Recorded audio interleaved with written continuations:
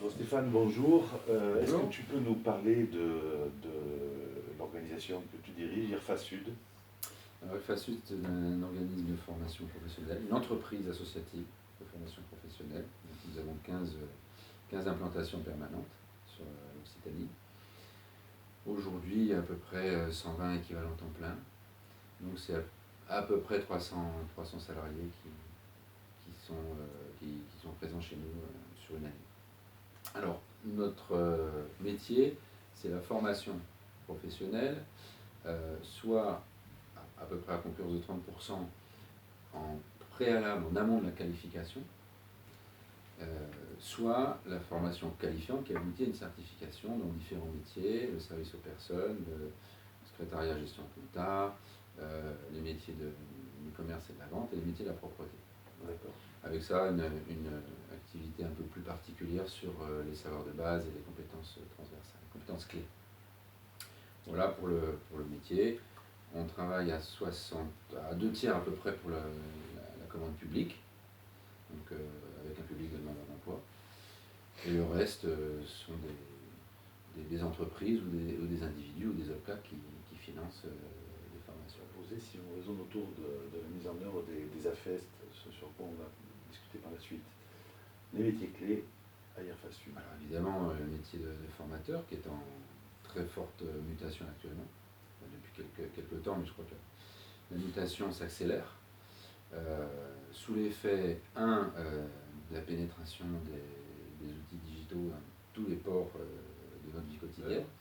Et en clé de voûte du métier de formateur, je vais citer aussi le métier d'organisateur de la prestation pédagogique. Chez nous, on appelle ça des responsables formation. C'est vraiment une clé de voûte, un maillon sensible, en tension, en forte tension, très dense, puisqu'il doit prendre en compte tous les paramètres et les contraintes pour déployer la formation et tenir le modèle économique. Mais donc le métier administratif est devenu aussi quasiment aussi important que le métier de formateur. Voilà, donc on a un peu ces deux familles de métiers qui sont importants. Donc le métier administratif, c'est aussi bien l'accueil, qui a une fonction commerciale, donc l'accueil de la demande, l'accueil des publics, et puis le suivi de l'activité, le suivi administratif et économique de l'activité et des conventions de formation. Voilà, D'accord. c'est des métiers. Ok. Donc, alors, tes enjeux de développement, on en a parlé un petit peu off tout à l'heure, mais ça serait intéressant que tu y reviennes. Réellement, on a des opportunités de développement importantes, notamment grâce à cette fameuse réforme du 5 septembre 2018, qui nous ouvre la voie de l'apprentissage, donc qui va avoir un impact sur les métiers. Parce que ça ne va pas être exactement, je pense qu'il va y avoir un impact sur la pédagogie, donc sur le métier de formateur, sur le métier commercial aussi, et sur le métier administratif. D'accord. Ok. Alors, une double question autour des mécanismes de formation interne des collaborateurs d'IRFA et la place de la FEST dans tout ça. Pour moi, c'est une opération test, expérimentale, je dirais, entre guillemets, de laboratoire, pour mesurer justement la réalité de l'impact de la FEST.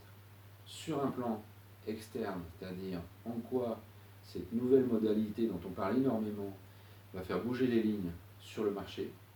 Donc comment se réajuster, voire incorporer certains principes. Le système d'offres, en fait. Voilà, comment incorporer certains principes de la FEST.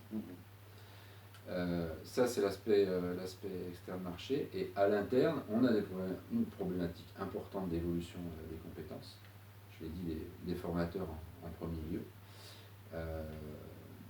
Donc, en quoi la FEST peut être un outil pour nous, plus ou moins systématisé, de notre plan de développement des compétences. Sachant qu'elle peut se jouer soit en accompagnement d'évolution profonde des métiers, soit en phase d'intégration des nouveaux salariés. Et sur les deux aspects, on a un vrai sujet. Mais pour essayer de résumer en quoi on pourrait considérer qu'au terme de l'accompagnement qu'on propose à IRFA Sud, en quoi on aurait réussi. Ouais. Il y a évidemment des personnes qui vont se prêter à ce jeu-là. Donc de bonne grâce, hein, je pense, avec intérêt aussi, je pense vraiment. Donc il faut que ces personnes aient trouvé leur content, aussi bien les salariés accompagnés que les salariés accompagnants, et aussi bien d'ailleurs que la personne qui va assumer le rôle d'architecte de l'ensemble de l'opération. Ce serait d'avoir des indications suffisamment assises, stabilisées sur modalités, intérêts, limites de la FEST comme outil de gestion de compétences en pérennisation et comme vision du marché. Si je voulais raisonner en termes de livrables, j'aimerais un rapport. Je comprends. Et ça me paraît d'autant plus intéressant que la région qui subventionne l'opération sur laquelle nous nous situons aujourd'hui est en train d'enclencher une autre opération qui s'appelle l'emploi modernisation, qui s'adresse aux OF, dans laquelle la FEST peut prendre une place, et finalement tes attendus peuvent être extrêmement éclairants pour d'autres organisations que la tienne. Donc je dirais que Xertis va être aussi attentif à la synthèse que tu pourras tirer de l'action à venir. On verra comment on peut effectivement faire le lien des deux sujets. Il y a certainement un lien. Forcément. Ok, merci beaucoup Stéphane. Avec plaisir.